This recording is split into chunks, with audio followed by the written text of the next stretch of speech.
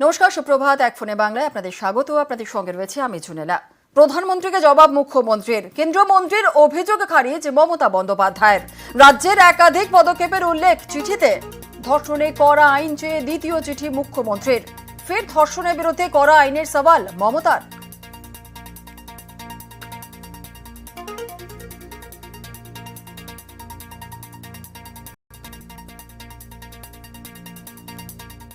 হাসপাতালে ঢুকতে নিষেধ, 24 ঘন্টার মধ্যে উঠে গেল সেই নিষেধাজ্ঞা।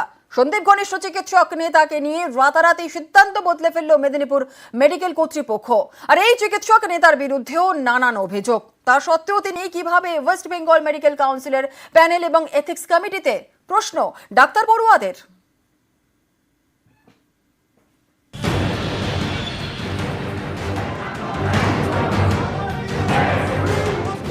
মুস্তাফিজুর রহমান মল্লিক মেদিনীপুর মেডিকেলের হাউস স্টাফ এবং এই কলেজের টিএমসিপি নেতা।